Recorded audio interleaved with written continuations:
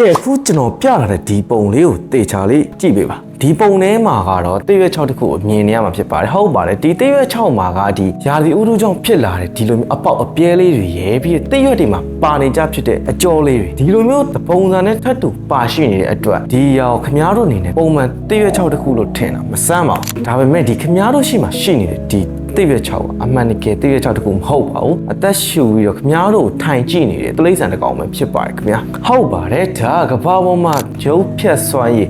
အမြင့်မားဆုံးနဲ့ကြောက်စရာကောင်းတိရစ္ဆာန်တစ်ကောင်ဖြစ်တဲ့ဒီ leaf tail cargo လို့ခေါ်ပါတယ်ကဘာပေါ်မှာတိရစ္ဆာန်မျိုးစိတ်ထူးဆန်းတဲ့တိရစ္ဆာန်တွေပဲနေထိုင်တဲ့ဒီ Madagascar ကျွန်းမှာဒီကောင်လေးတွေကိုမြင်တွေ့ရလေးရှိပါတယ်သူတို့ရဲ့ခန္ဓာကိုတေချာလေးကြည့်မယ်ဆိုရင်တော့မအောင်ပဲမနေနိုင်ပါဘူးဘာလို့လဲဆိုတော့သူ့ရဲ့အမီးကိုတဘာဝတရားကြီးကဒီရွယ်ချက်ရှိဖန်တီးပေးထားတဲ့အတိုင်းတရွက်6တခုနဲ့ 100% သွားတူနေရပဲဖြစ်ပါတယ်ခင်ဗျာဒါနေမကသေးပါဘူးသူ့ရဲ့ဒီအရေးပြားဆိုရင်လည်းကျွန်တော်တို့တစ်ပင်ပင်စီတွေရဲ့အယောင်အတိုင်းဥပမာမီးကိုအယောင်အညိုရောင်နဲ့အစိမ်းရောင်ဒီလိုအရာမျိုးတွေကိုတပုံစံတဲ့ထပ်တူကြတူညီအောင်ပြောင်းလဲနိုင်တဲ့စွမ်းအားတွေဒီကောင်လေးမှာပိုင်ဆိုင်ထားပါတယ်ခင်ဗျာနေကဲဘက်မှာဆိုရင်တော့ဒီအိမ်မြောင်လေးတွေကတစ်ပင်ပင်စီပေါ်မှာခန္ဓာကိုပြပြီးတော့ကပ်ပြီးတော့ငြိမ်ငြိမ်နေမယ်ဆိုရင်သူ့ဘယ်သားရဲ့တိရစ္ဆာန်မှာမြင်တွေ့ဖို့ကလုံးဝမဖြစ်နိုင်ပါဘူးခင်ဗျာโอเคနောက်တစ်ချက်ကတော့ဒီအိမ်မြောင်မှာကထူးဆန်းတဲ့ခန္ဓာကိုဖွဲ့စည်းပုံတစ်ခုလည်းရှိနေသေးပါတယ်ဒါဘာလဲဆိုရင်ဒီအိမ်မြောင်လေးမှာကမျက်တောင်မပါပါဘူးဆိုတော့ဒီမျက်တောင်မပါတဲ့အတွက်သူ့ရဲ့မျက်လုံးကဥပမာဖုံမှုန့်တွေနဲ့တခြားအငြိအကျေးတွေဝင်တာနဲ့သူတို့မျက်လုံးမှာရေရက်ခန်းချောက်ပြီးတော့ဟောက်တွေ့လာတဲ့အခါမှာသူတို့ကဘယ်လိုမျိုးပြန်လုပ်လဲဒါကိုကျွန်တော်ရှင်းပြပေးချင်ပါတယ်သူတို့ဘယ်လိုလုပ်လဲဆိုတော့သူတို့ရဲ့ရှည်လျားတဲ့ရှာကိုအပြင်ထုတ်ပြီးတော့သူတို့မျက်လုံးကိုသူတို့ပြန်ပြီးတန်ရှင်းပြန်လုပ်ပါတယ်ဒီအချိန်မှာဒီအမှုံမွားတွေကိုလည်းဖယ်ရှားပြီးသလို6တွေ့နေတဲ့မျက်လုံးကိုလည်းရေတက်ပြန်ပြီးဖြည့်တင်းပေးပါတယ်ဒါတွေမကသေးပါဘူးသူ့ရဲ့မျက်လုံးကအမှောင်ထဲမှာဆိုရင်လည်းအလင်းရောင်နည်းနည်းလေးရှိတဲ့နေရာမှာဆိုရင်တော့မှအရာရာကိုတိတိကျကျမြင်နိုင်တဲ့အစွမ်းအားတွေရှိပါတယ်ကျွန်တော်တို့လူသားတွေတဲ့အစာပေါင်း350လောက်မှောင်မဲတဲ့နေရာမှာတော့မှသူတို့ကဒီအင်းဆက်ပိုးမွားလေးတွေကိုတိတိကျကျမြင်ပြီးအာယုံခံနိုင်ပြီးတော့ညဘက်မှောင်မဲတဲ့အခြေအနေမျိုးတွေမှာဆိုရင်တော့အင်မတန်ကြောက်ဖို့ကောင်းတဲ့တိမ်မင်းတမန်မုတ်ဆိုးတစ်ကောင်လည်းဖြစ်ပါတယ်ခင်ဗျာဒါအပြင်သူ့ရဲ့ခြေချောင်းတွေမှာကအင်မတန်ကိုခိုင်မြဲလုံးနဲ့အမွှေးမြန်လေးတွေပါရှိတဲ့အတွက်ကြောင့်သူကဒီနယံတွေဒါမှမဟုတ်အလွန်ချုံးမွေးတဲ့ဖန်သားမြင်တွေပေါ်မှာတော့မှအေးဆေးဆေးလှုပ်ရှားသွားလာနိုင်ပါတယ်ခင်ဗျာโอเคဒါဆိုရင်ဒီမှာမေးစရာတစ်ခုရှိပါဟုတ်တယ်ကွာ तू ကဒီလိုမျိုးတဘာဝတရားကြီးနဲ့ဒါရောညှိထွေးမှုနေပြီးတော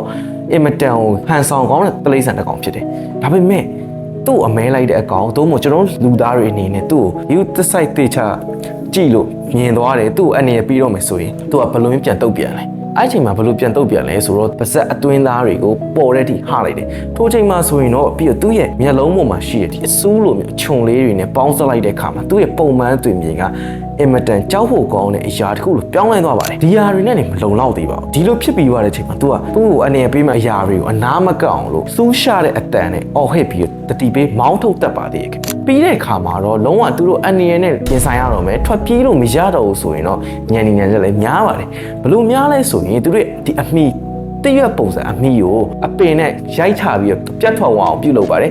်ပြတ်ထွက်သွားတဲ့အချိန်မှာဒီအမီကအကြောလိုက်ပြီးတော့လှုပ်ရွနေတယ်ဆိုတော့ဒီသူ့အမဲလိုက်မဲ့အကောင်ကဒီလှုပ်ရွနေတဲ့အမီကိုအာယုံလွှဲပြောင်းသွားတဲ့အခါမှာဒီအိမ်မြောင်လေးကထွက်ပြေးဖို့စူးစမ်းပါတော့တယ်ဆိုတော့စဉ်းစားကြည့်လိုက်ပါဘလို့တော့ညံနေညံနဲ့များတဲ့တိရစ္ဆာန်တွေတကောင်လဲဆိုโอเคဒီတဘာဝတရားကြီးတွေမှာကအနေရကြီးကြီးမားမားတွေနဲ့ရင်ဆိုင်နေရပါတယ်ဒါတွေကဘာတွေလဲဆိုရင်သူတို့နေထိုင်ရဒေသဖြစ်တဲ့